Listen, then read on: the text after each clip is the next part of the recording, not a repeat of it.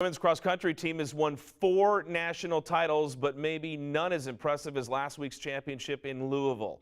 Tom Cleary takes a look back.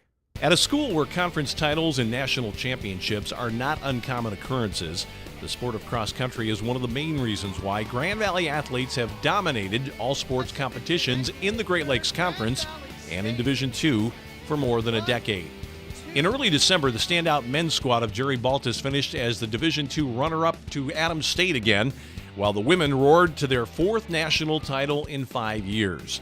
Not only did the Lakers almost literally lap the field at the NCAA championship in Louisville, they fielded the top 3 finishers in Kendra Foley, Allison Winchester, and Jessica Janicki. You know, we knew all year, and we did talk about, we had 3 women that we felt could win national championship, and they showed it today. In essence, we really did that, going 1, 2, 3, all 3 of them deserving of being individual national championships. Jerry, mentioned something about sweeping it, and I was just like, we just thought that was crazy. And in the race today, when we were, I don't know where we were exactly, but we hear Jerry yell, like, we can go 1, 2, 3, we can go 1, 2, 3, and I see my teammate up ahead, and I see my teammate come up right beside me, and that just pumped me up, and like our crowd with everything, and we just went for it. We put it all on the line, and we worked together as a team, and we fought for each other, so we had each other's backs. I saw him about halfway through the race, and he was yelling that, and at that point I was like, yeah, we can do this, and there were so many people at that point all in a group, so it really came down to toughness, and we had about a K left to go, and that's when I really put it down and I said, we really can do this. If we ran this 3 different times, we've had all 3 of them have led us at different points in the year as our #1 runner. We probably could have 3 different ladies win the individual title. So. Throughout the 2014 season, Foley and Winchester took turns leading Grand Valley's assault on opponents and the record book. Kendra became Grand Valley's 2nd ever individual cross-country champion, while Allison's standout career included her 2nd in Louisville and a 3rd at the Notre Dame Invitational in October, a showing that earned her the National Division II Athlete of the Month award.